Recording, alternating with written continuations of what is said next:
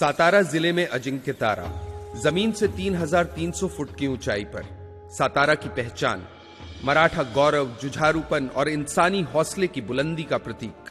बीते हुए जमाने के शानदार इतिहास का साक्षी रहा ये किला आज एक बार फिर अपने सामने एक नया इतिहास बनते हुए देख रहा है। अजिंक्य तारा पर आज से 3 साल पहले शुरू हुआ एक अनोखा प्रयोग। अजिंक्य ताऱ्याविषयीच्या बातम्या मी खूप पेपरमधनं वाचायचो। सातारचं मानबिंदू असणाऱ्या अजिंक्य ताऱ्याकडे सरकारचं दुर्लक्ष। मी म्हटलं सरकारला ठोकून काढण्यापेक्षा आपण काही ना काहीतरी काम करू शकतो। अजिंक्य तारा की हालत सुधारने के लिए नागरिकों से सहयोग की अपील की गई। अखबार में इस अपील को पढ़ के डॉक्टर पोल के अलावा सिर्फ 2 लोग ही अजिंक्य तारा पहुंचे। म्हणजे 3 जण आलेत ह्याचाच मला आनंद होता।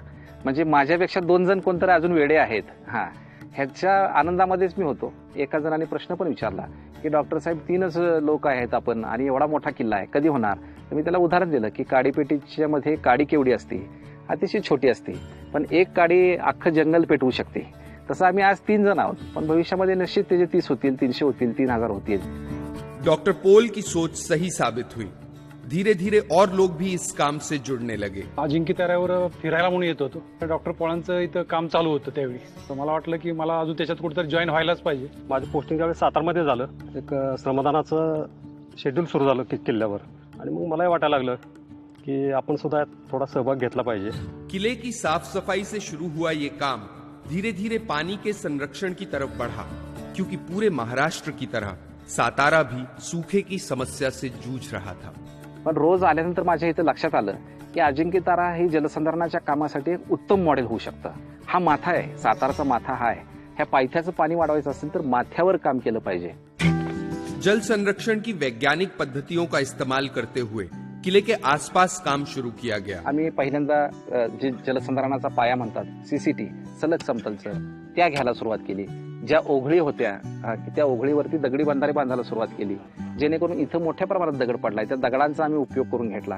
कारण म्हणजे मग काय की पाणीचा वेग कमी होईल, माती खाली जाणार नाही। अखंड 1.5 किलोमीटर बांबूची रांग केली आहे की जेणेकरून जमिनीची धूप होऊ नये। 6 ते 6.5 हजार झाडं लावलेली आहेत, त्याच्यामधली 99% झाडं आमची टिकलेली आहेत। ह्याच्या मागचं कारण का मुलापेक्षा जास्त प्रेम आम्ही झाडांवर करतो। 3 साल के निरंतर प्रयास के बाद इस काम ने सातारा के जल संरक्षण में एक बड़ा योगदान दिया। शहर में पानी का स्तर उठ गया। बारिश कम होने के बावजूद सूखे और बंद पड़े कुओं में एक बार फिर कंकड़ों की दस्तक पे पानी जवाब देने लगा। उन्हाळा इतका आहे, आता पाऊस नाही, पाणी नाही, यावर्षी अजिबात बिलकुल पाणी नाही। तरी पण आजची जी पातळी बघतोय आपण ती जवळजवळ 15 ते 20 फूट पातळी आहे पाणी। इथली जी तळी आहेत त्यामध्ये जर बघितलं आपल्या तर इथल्या देखील जवळजवळ सर्व तलावामध्ये आता पाणी आहे। उजाड़ हो चुका जंगल फिर उगाया, पशु पक्षी लौट आए।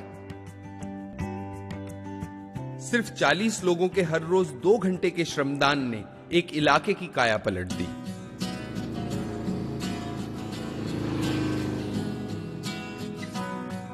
आज भी ये दल सुबह उजाला होने से पहले ही अजिंक्य तारा पहुंच जाता है। दररोज श्रमदान म्हणजे आम्ही वर्षातली एकही दिवस सुट्टी घेत नाही। दिवाळीचा पहिला दिवस सुद्धा आम्ही इथं काम करतो। दिवाळीच्या पहिल्या दिवशी आमची आंघोळ ही आमच्या घामानच असते आणि हा एक वेगळा ग्रुप आमचा तयार झाला आहे, ज्याला अजिंक्य तारा श्रमदान ग्रुप म्हणूया। ही कुठली रजिस्टर संस्था नाही, कुणाला SMS पाठवायला लागत नाही, व्हॉट्सअपचा मेसेज करायची गरज नाही। उद्या काय काम करायचं काम ठरलेलं असतं, आपलं आपण लोक येतात, कुदळ फावड हातात घेतात, काम चालू करतात। जल संरक्षण के इस काम में समाज के हर तबके के लोग जुड़े हुए हैं। खास बात यह है कि यहाँ कोई छोटा बड़ा नहीं है, सब एक हैं, एक बराबर हैं, एकजुट हैं।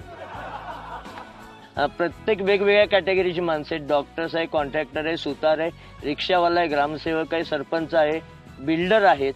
पण इथं आल्यानंतर हे सगळे चेहरे मुखोटे आम्ही बाजूला काढून ठेवलेले असतात आणि सगळ्यांचा इथं आल्यावर चेहरा एक आहे की श्रमकरी। पर सवाल ये है कि क्यों कर रहे हैं ये लोग पानी का ये काम।